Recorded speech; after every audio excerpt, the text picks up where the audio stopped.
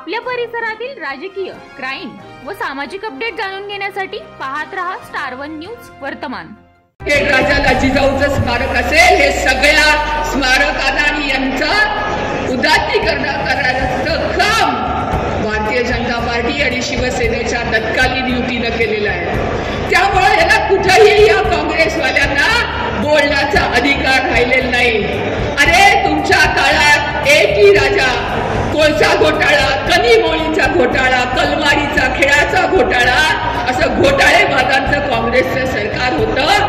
पण या 10 वर्षात काय घडलं, मधल्या सगळ्या राजकारणाच्या सगळ्या ह्या प्रवाहामध्ये चढ उतारामध्ये आम्हाला प्रत्येक शुभ कार्यासाठी आत्ताच संपर्क करा जय अंबे पंजाबी ढोल आणि बँजो पार्टी, प्रोप्रायटर गायकवाड बंधू विटा।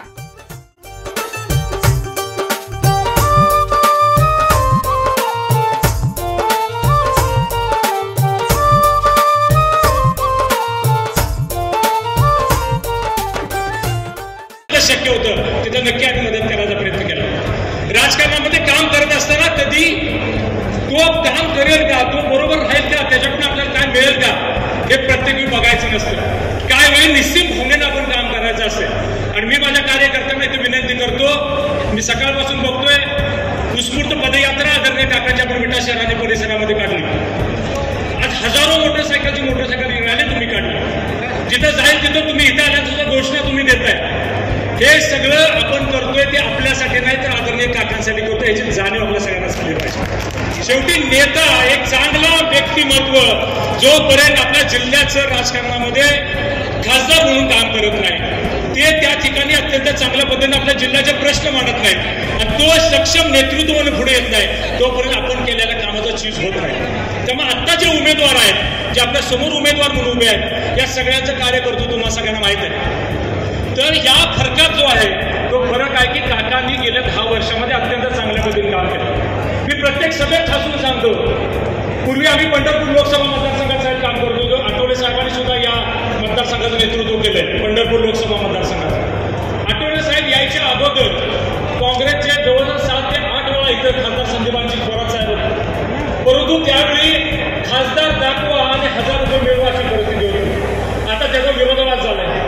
इतक्या वेळा खासदार भेटतायत की आता सगळ्यांना वाटायला लागले खासदारांना काय म्हणजे इतके स्वस्त मस्त आणि जबरदस्त खासदार म्हणून आपल्या संजय काकांना आपल्याला काय वेळ मी काकांना म्हणतो, काका एवढं पण स्वस्त राजकारणात व्हायचं नसतं, कारण होतं कसं व्हायला काही अडचण येणार नाही याची मला खात्री निश्चितपणे या ठिकाणी मला व्यक्त केली तर काही अडचण होणार नाही।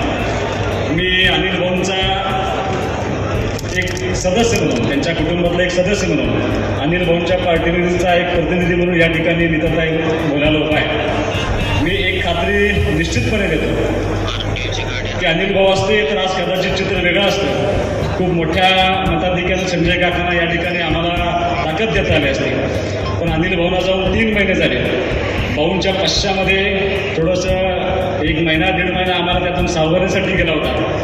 पण एक मला आमच्या कार्यकर्त्यांनी या ठिकाणी निश्चितपणे सांगायचं आहे, मी तुम्हाला अनेकदा सांगितले की संजय काकांसाठी का काम करायचं आहे, कारण ही निवडणूक ही देशाची निवडणूक आहे।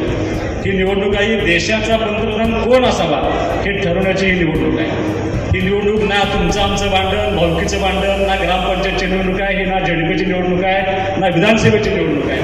या निवडणुकीच्या माध्यमातून आपला देशाचा नेता कोण असावा, आपल्या देशाचं पंतप्रधान ठरवण्याची ही निवडणूक आहे। आणि मला असं वाटतं की हे अनिल भाऊंचे सर्व कार्यकर्ते ह्या गोष्टीचे साक्षीदार आहेत। 7 जानेवारीला अण्णा भाऊंचा वाढदिवस झाला होता, कसल्याही निवडणुकीची चर्चा नसताना 7 जानेवारीला भाऊंनी आम्हाला कार्यकर्त्यांना आदेश दिला होता की येणाऱ्या लोकसभेच्या निवडणुकीमध्ये निश्चितपणे आपल्याला नरेंद्र मोदी साहेबांना पंतप्रधान करायचं आहे आणि ते देतील तर मंत्र्याच्या पाठीमागे आपल्याला शक्ती उभा करायचा आहे। तो आदेश प्रमाण म्हणून आम्ही आजही त्या ठिकाणी संजय काकांचं काम करतो। माझी कार्यकर्त्यांनी विनंती आहे, कोण काय म्हणते याला फारसं महत्त्व नाही। आपल्यातले सगळे वाद, आपल्या अंतर्गत असलेले सगळे वाद बाजूला ठेवून निश्चितपणे आपल्याला महायुतीच्या कार्यकर्त्यांनी उमेदवार संजय काकांना आपल्याला मोठ्या ताकदीने निवडून आणायचं आहे, यासाठी ताकदीने प्रयत्न करावे अशी विनंती करणार आहे।